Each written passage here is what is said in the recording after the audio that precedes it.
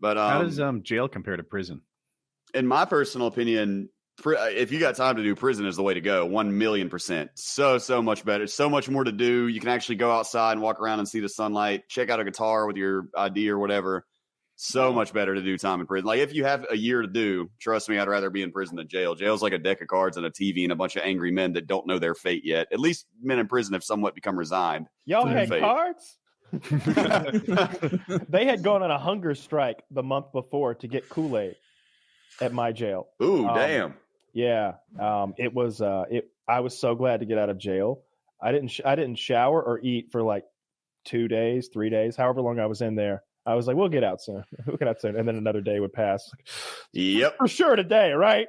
Surely this is going to be the end of this. Yeah. You guys were so close together and you were both in federal prison. I was interested. I even wrote it down. I wanted to hear because Kyle, you there at the same, literally there at the same identical time? No, I don't think so. I transferred out of Talladega in 2016. Okay. But I was there from 14 to 16, and I did actually sit on the softball field at Talladega, like 300 yards away from you would later be, and go, bro, do you remember that Russian guy that used to do the gun videos on YouTube? My boy was like, yeah, man, FPSRussia, that shit was crazy. He had the gun thrower, the flamethrower, and all the big guns. And I was like, yeah. And little did I know. I'll be staying down there soon. Yeah, right next door. He'd be at the camp just in a few short years, which I don't really know too terribly much about the camp. I had a friend called Atlas that came over from there, got caught with the phone, but from what I heard, it was a relatively sweet time, right? I mean, oh, yeah. I think definitely compared to medium security, because everyone that had come from a medium security or that medium security prison was really happy to be in the camp. Hell yeah, I bet they were.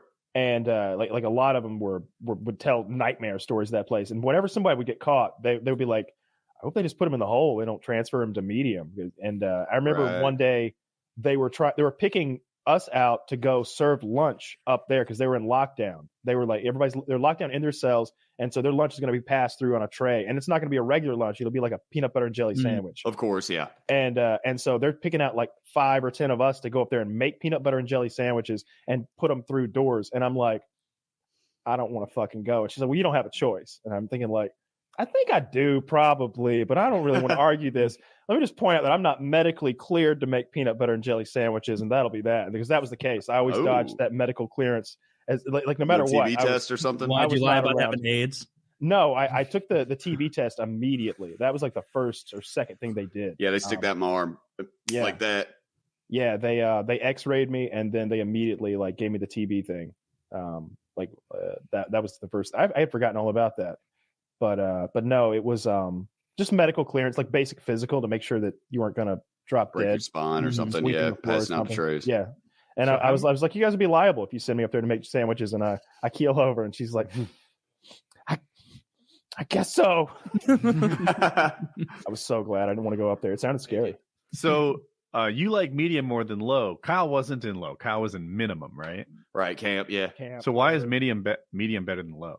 The reason that I like medium is because they lock the door at night. As long as you got one cellmate or two cellmates that you like and you fuck with and it's good time, the door locking is good at night, man. I sleep a lot better behind a locked door than I do in an open bay. Low security was 150 men in a room, schizophrenics, drug addicts, the thieves, everything in like an open bay room, barely divided by little short cubicles. And I had a lot of trouble sleeping because I know how mental illness is after my time in prison. I don't do well sleeping around people that aren't taking medication for their mental illnesses because I've seen them flip out and lose it and attack people in their sleep that have never said a word to them. Just a lot cleaner at the medium. People have respect at the medium. At the low security, dudes didn't have any respect because they've never been at the higher security at the pens. I've never been to the pens either, but all the other guys with me at the mediums were there, and their habits rubbed off on me, about respecting people, giving them their space, watching where you're smoking and shit, looking out for each other and not stepping on the next guy's toes and not letting your toes get stepped on. At the medium, the low security is all a bunch of 20-year-olds that got caught with a pistol and they're doing 2 years for the first time and snitched on somebody or something. Young knuckleheads that, got nothing to lose in their mind. They have no respect for anybody, and they walk into people's cells and areas without asking or any acknowledgement or anything, and they crowd people. They don't know how to walk. They don't know how to act, and then we don't get any space to even sleep. It just I was watching wasn't for me. Prison YouTuber, and he was saying that when you walk past the cells, you can't look over. You can't look inside. You just eyes trained front. Right. I would struggle with that. Yeah, you're not supposed to look in people's window. If you need somebody and you don't know if they're in the cell or not, you don't look in their window. You walk up, you knock on the door, and you turn around and wait.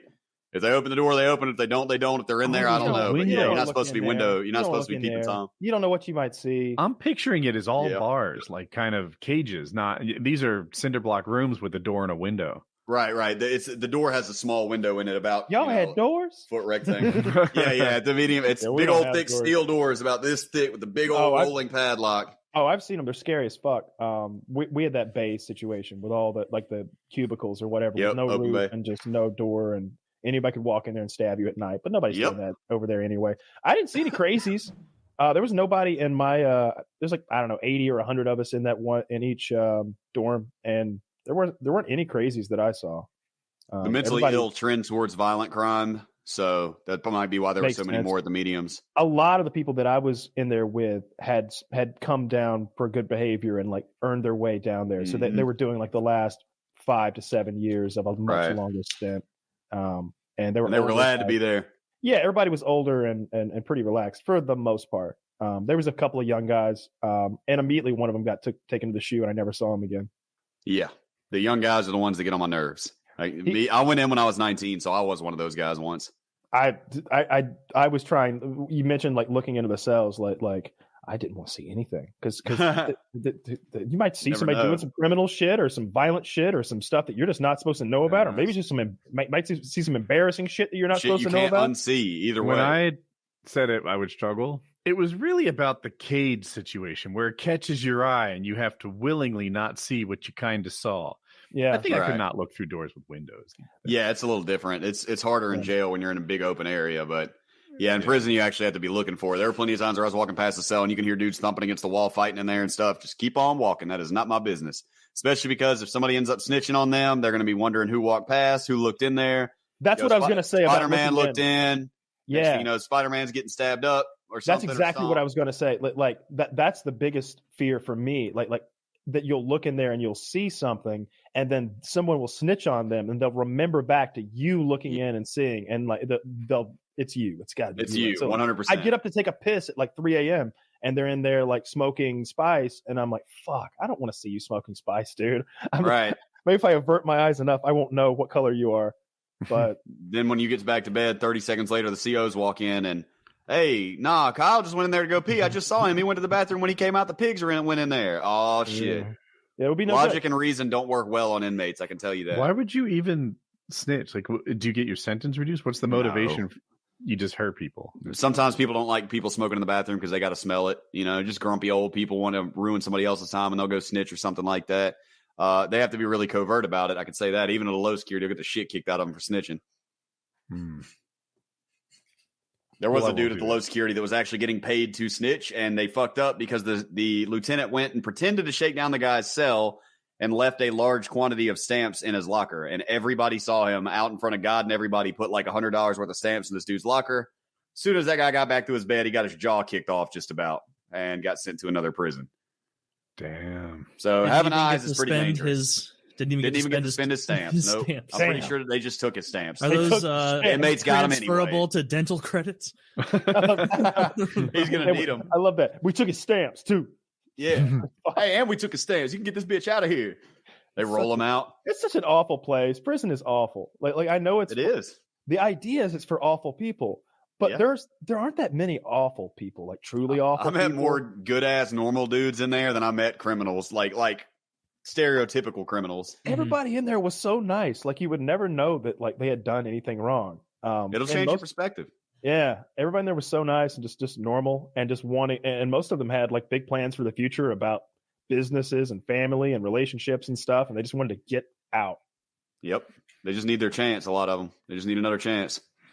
Some of them have had their chances, to be fair, because plenty of dudes at the medium are doing life bids on their 8th time in prison and shit. But there was a ton of contraband. It was so easy. I know at one point they told me there wasn't even a big razor wire fence there at Talladega, at least on the campsite. But there was when I was there. But I think they were just droning things in and throwing things over the fence. It was so easy because it wasn't to approach the fence. There was another layer of security. It's not like an onion type scenario. It's it's just a fence. You can kind of walk up to the prison if you want to. Hey, this is the prison. Look, you could look through the just the through the gate. But so I think they were throwing stuff over because There was no one making wine. People have asked me before, like, did they make that toilet wine? It's like they've got Jose Cuervo and like they've got like name brand like bottles of liquor in there. Yeah, I've heard that about the camp. I heard y'all had free world food and free world liquor and all kinds of stuff. They were telling me about the camp in it, or either the Low or the camp in Atlanta, one or the other, like where they had come from before, and they said it was wild there, that they were sneaking whores in. They were sneaking prostitutes in, and that they were sneaking out at night, and they would pay someone. They would pay someone. Camp. They would pay someone to come and like get in their bed, while they went out and like partied and got laid at a motel down the road. They would sneak them in like over the fence or through the non-existent fence. I don't recall. Think would they sneak a prostitute in some guy's asshole? Like on the South Park episode. Yeah. No, they would bring girls in, and they would bring homeless people in to get in beds. So if the guard came through and looked for the bed count, because they come through like regularly in the night. Mm-hmm. It's kind of like the worst part about getting your sleep is that like flashlight in your face every hour. Like every hour. Jesus Christ. How are you not supposed to get in fights and be cranky if you're woken up every hour? I know, right? You just wrap your head up in a... Anyway, it sounded like they were having a good time, but it was pretty lax where we were for the most part. Yeah, I've heard stories about the camp. I heard y'all had phones over there real easy and stuff like that. Oh, yeah, lots of phones and just tons of cigarettes. I saw one phone at Talladega Medium, and it was a watch phone. Oh, shit. The whole time I was there. People aren't fucking with that extra year at the Medium, and there's nowhere to hide it. They were like you'd go in the bathroom at like before lights were out, like and you'd hear guys talking on the phone in the toilets and stuff, like in the stalls. Mm-hmm. But like everybody had a cell phone that wanted one. There'd be chargers everywhere and fucking people wanting to charge shit in your cell, and you have to tell them no, because they'd want to charge their shit in your cell, and like now you get the time if you get caught. Yeah, fuck that.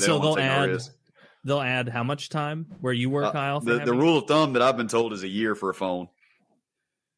I have no idea. I certainly didn't have a phone. Does getting in a fight add time to your stay? It doesn't add time in that same sense, but it can remove your good time. You can lose your 52 days a year for good behavior that is automatically removed. I lost a lot of my good time for dumb shit. Like when I got caught with the rolling paper, I lost 52 days of good time. You're not really tripping about it until you get to the end of your sentence and you get to 52 days left until you're released and you're like, son of a bitch, I would have been home right now. I think so. I think at some point, like maybe there'll be some prison reform in the next decade or so. I can't imagine these huge, crazy sentences going on for much longer, especially about like nonviolent crimes. Nonviolent stuff bothers me a lot. Well, the federal prison system is at 153% capacity. Last I checked, the long sentences are not sustainable. It's crazy. That's why we have 3-man cells at the mediums. You're not supposed to have 3-man cells. They squeezed a third into mine at one point. It didn't last too long, but it was like, what the fuck? Like we're in our bunk bed, and he's like perpendicular to us against the back wall. Yeah, that's how it is at Talladega, dude. The 3-man cells is a bunk bed against the window, and then a floor bed right here, like this, and then you got the toilet sink. No room. Is the floor bed the most coveted? No, fuck that. The floor bed doesn't have springs. That's where everybody's ass is going to be all up in your grill, or people are moving around. People want to sit there, and also we don't have any kind of spring mats at the medium. They're the same beds, but the top bunk or the bottom bunk over there, you can either hit your head on the bunk or the ceiling. So they got their pros and cons. Ceiling is so high. I don't know how high it is. It's so high. And they've got like really sick air conditioning going through the middle of the dorm, cooling. Yeah, the big tunnels. Bottom bunk has to be preferred. Right. Yeah. Well, it wasn't my case, but I was at. You want the bottom bunk. Like I would roll right off that top bunk. Like my cellie at one point was that like late 50s, early 60s black guy. He's like 6'4" or something. Like he wasn't gonna be crawling up there. I was happy to take the top bunk. Yeah, I was in good shape, so I was typically always down with younger dude gets the top bunk. That's fine. Yeah, I didn't mind. Especially if they don't have ladders. My county jail, they don't even have ladders. Like you just have to figure out how to get up there. We had ladders. It's I woke up once and somebody had taken my ladder. Oh, because they unhooked. I was like, who took my fucking ladder? Out of everything to steal, somebody was like, I just want to go to bed. You look over, there's just one cell where they have 2 ladders. He's like, I'm fat. I needed both of them. My legs don't go that close together. My fucking ladder. And it's hard to get down without the ladder. It's not far, but it's a leap of faith. So, Josh, like obviously guitar, Spanish, stuff like that. As far as like your mental state, like mental skills, Do you think there's anything you learned from that prison experience that you're using actively in the free world, as you put it, like day to day? Absolutely, man. It completely shaped who I am today, obviously. I joke around a lot, and I still like to mess around and, jokingly be toxic on RuneScape and stuff, man. Without threats, don't worry. I know where the legal line is now. I did not when I was 19. Now I know where that line in the sand is, and I stay on one side. I can't believe you got in trouble for that. Back on RuneScape. I'm a full-time RuneScape streamer. I play it 5 hours, 6 hours a day now, on Twitch all day. It's still my favorite game. I still What's your Twitch channel real quick so people can check it out? My Twitch is Pillault, and I know that is a doozy. I didn't know I was going to be a Twitch streamer when I made that, but there's 3 L's. JPILLAULT. It's like you keep your pills in a pill vault, but you just take out the V. So it's Pillault is my Twitch. Hopefully we come up with something cool to change it to soon. The RS Felon was already taken, which is my name on RuneScape. But man, I saw so much about just observing in there will show you so much about how toxic ego is and how so many of the world's problems just come down to like, fuck you, no fuck you. On something completely ignorant where compromise could have easily been found if one person would budge a little bit, and how evil polarization is and how much compassion, humanity we lose when people are on opposite sides of the fence from us. Sorry about that alarm. So many things that are just like, could have not even been an issue, but one guy had to be, I'm Big Billy Badass and I run this bitch. And just like, I learned a lot about compromise, hearing each other out and working towards middle grounds, how much that can really stop. I learned about the power of hope. Because like I said, these guys that wake up every day doing a life sentence, man, somewhere inside of them, there's a tiny grain of hope, even if it's pointless and it gets them through every day. And also one thing that I came to understand in a new light was friendship, which I believe is under the umbrella term of love. If you will forgive me, gay.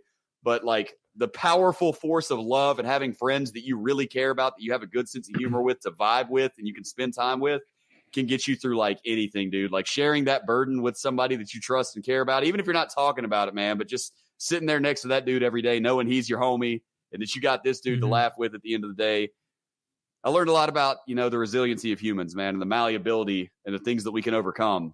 And definitely came out a much stronger person mentally. I try to be very balanced in all things in life now. I try to see both sides. That was definitely something I was not into beforehand. I try to see the positive and all negative. I try to use everything as a lesson in life.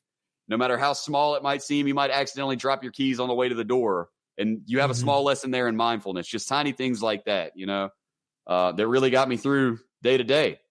And one thing that I'm really big about is how many of your peers do you think left with this enlightenment? Because it's not what I think of it when I hear felon. Very few.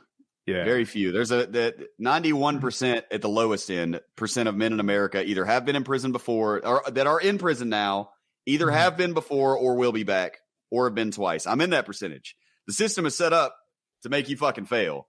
There's no doubt about that. You can ask Kyle about it. They're popping up at your house 10 days, random drug test, then they hit you the next day trying to catch you slipping, Most people don't come out with any kind of improved view, it would seem. Most people come out either the same or sometimes worse. The first time that I got out, I thought I had a better mindset. I ended up violating, relapsing, going right back. And the second time that I was in, I really got it down. And I decided that they weren't going to hold me back. I didn't care if the fucking prosecutors called me a school shooter every day for the rest of my life. I didn't care what my hometown thought. I didn't care what any of these people said or did. I was going to get out and I was going to do right. And I was going to get my life together, focus on moving forward, stay sober, and just climb up from the bootstraps. And I realized that prior to my incarceration, I just wanted to sit around and be one of the type of people that blames everybody else for their problems. I was everybody's not helping me, I need a car to get a job and I need a job to get a car. I'm stuck. I need help. Like it was always poor me. And when I was in there, I realized that I'd had the opportunity all along to do whatever the fuck that I wanted. Because when you don't have freedom, you kind of look at that differently, like